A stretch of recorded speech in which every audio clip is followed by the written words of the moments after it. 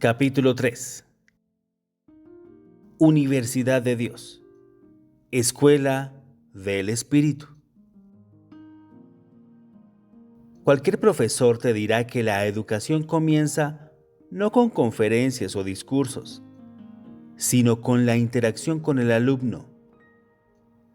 Las clases no son realmente buenas hasta que el profesor ha estimulado lo suficientemente a los alumnos, hasta el punto de que empiezan a hacer preguntas sobre el tema que se está estudiando. Con las manos en alto, le preguntan al maestro, ¿por qué? Entonces comienza el proceso de la explicación. Antes de que te des cuenta, tienes un diálogo serio, todo centrado en la inquisición de ¿por qué? Como explica la profesora, establece una relación con el alumno. La profesora sabe que tiene al alumno en la palma de sus manos. Si puede conseguir que hagas una pregunta, te motiva porque cuando preguntas ¿por qué? Estás diciendo, estoy interesado en lo que estás haciendo.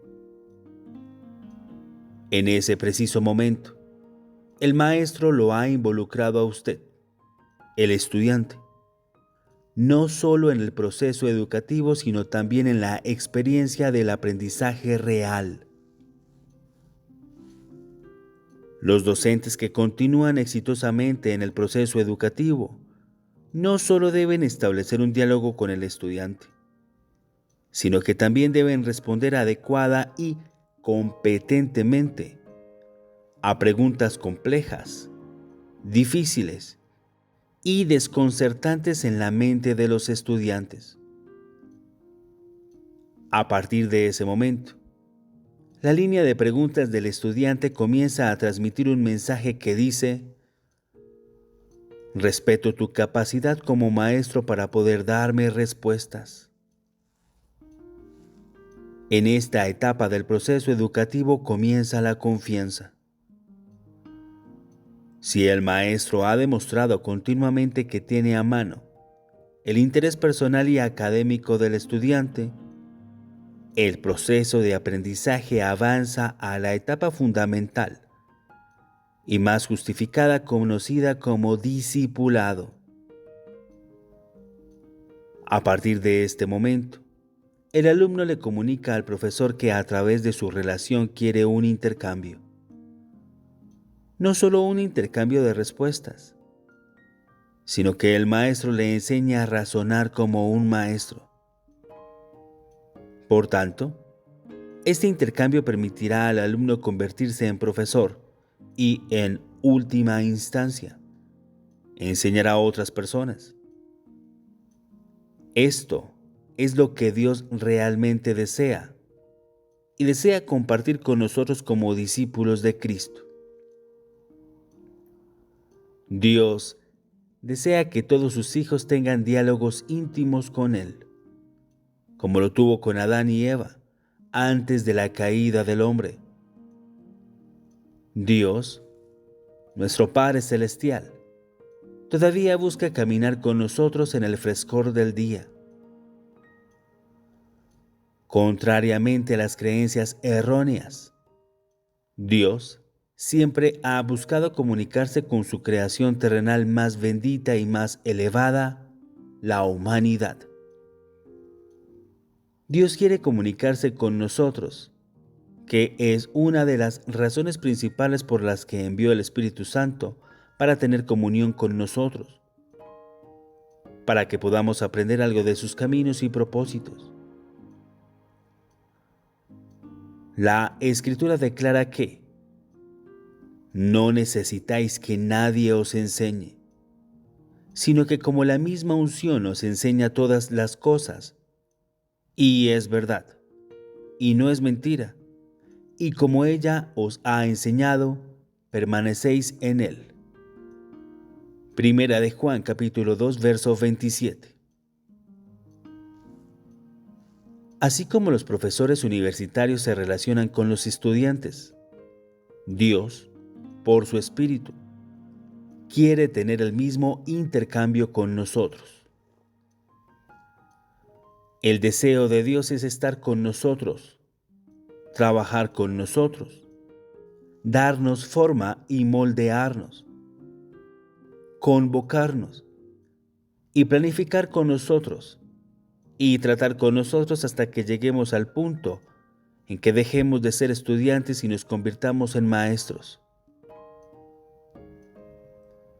para que ya no seamos niños fluctuantes y llevados por doquier de todo viento de doctrina, por estratagema de hombres que con astucia emplean para engañar, sino que hablando la verdad en amor, crezcamos en todo en Él, que es la cabeza, es decir, Cristo. Efesios capítulo 4 del verso 14 al 15. Los maestros pueden impartir sabiduría a estudiantes potenciales y sabiduría a unos a otros. De ahí es la escuela del Espíritu. La mascota del maestro. No hay manera de que puedas ser el tipo de estudiante que hace horas extras y no convertirte en la mascota del maestro. ¿Recuerdas haberlos visto en la escuela? Eran esos estudiantes que siempre estaban en la cara del maestro, y el maestro simplemente los amaba. Siempre preguntaban, ¿por qué? Como si todo lo que el profesor comentaba fuera muy interesante. Probablemente eras como yo, siempre tan aburrido y tan harto de ellos que querías golpearles en la cabeza con una manzana. Seguían preguntando, ¿por qué? Y la maestra, recuerdo, parecía disfrutarlos mucho. Habían establecido esa relación de maestro a estudiante, de estudiante a maestro. Dios dice, no te sientes en mi clase y seas reacio a hacer preguntas. Yo soy el gran maestro, el buen maestro. Dios dice, si realmente quieres saber, pídeme y te daré las naciones por herencia. Salmo capítulo 2, verso 8. Si realmente quieres algo conmigo, empieza a drenar leche de mi sabiduría. Empieza a sacar de mí. Pedid y se os dará. Llamad y se os abrirá la puerta. Buscad y encontraréis. Mateo capítulo 7, verso 7. Dios quiere que seamos curiosos. Él está cansado de que sus hijos sean pasivos y simplemente acepten todo lo que llega a nuestras vidas. Él quiere que lo cuestionemos para que podamos encontrar claridad y encontrar soluciones efectivas a los problemas que enfrentamos día tras día. Él quiere que tomes una postura y empieces a preguntar, ¿por qué? Está cansado de que nos quedemos tumbados y digamos, así es como tiene que ser. No creo que haya manera de que esto vaya a cambiar. Dios dijo, quiero que me desafíes y me preguntes por qué.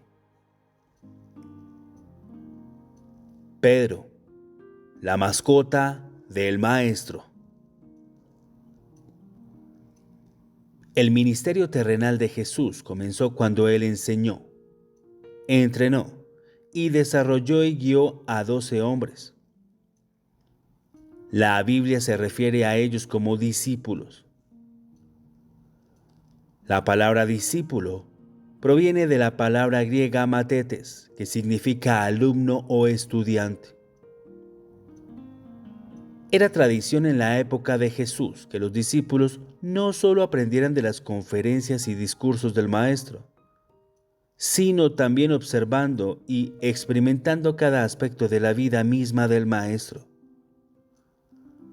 Los discípulos literalmente vivían con el Maestro. De hecho, observaron todo lo que hacía el Maestro. Los discípulos escucharon todo lo que el profesor dijo, comieron con él y viajaron con él. Los discípulos estaban muy cerca de todos y cada uno de los aspectos personales de la vida de Jesús, el gran Maestro. La iglesia existe hoy como resultado de la obediencia y fidelidad de esos 12 hombres, menos uno, Judas. Por lo tanto, es bastante evidente que Jesús fue un maestro enormemente bueno, competente y eficaz para que 11 de sus 12 hombres siguieran adelante y cambiaran el mundo entero y el rumbo de toda la humanidad. Ningún otro profesor de escuela o universidad puede presumir de tal éxito y eficacia. Sin embargo, de los 12 hombres, uno destacó por encima de todos los demás, y ese era Pedro. Más tarde, llegó a ser conocido como el apóstol Pedro, a quien Jesús llamó roca. Una cualidad única y apasionada de este discípulo lo distinguió de los otros 11. Esa cualidad fue la tenaz determinación de Pedro de comprender los problemas. Él era conocido por preguntar siempre, ¿por qué? Sin duda, los otros discípulos pensaban que Pedro era un bocazas. Probablemente dijeron que hablaba demasiado. Probablemente sintieron que Pedro pensaba que era un sábelotodo. Pero era la tendencia de Pedro siempre preguntar, ¿por qué? Eso hizo que Jesús, el Maestro, se fijara en este hombre ruidoso y lo recompensara con la tan deseada posición de mascota del Maestro. Fíjense, dijo recompensa y no nombramiento. Puede que te designen para ser discípulo, pero tienes que ganarte el derecho a través de la diligencia de conocer la verdad, de ser el favorito del Maestro. Es por eso que Jesús eligió a Pedro. Jesús sabía que si se respondían suficientes porqués de Pedro, entonces el pescador ruidoso, entrometido y desagradable, eventualmente se convertiría en un gran líder y apóstol que Dios podría usar para llamar la atención del mundo. Es que Dios no hace acepción de personas. Él no otorga privilegios favoritos o especiales basados en una habilidad humana o logros terrenales. Dios muestra favor a aquellos que tienen hambre y sed de justicia.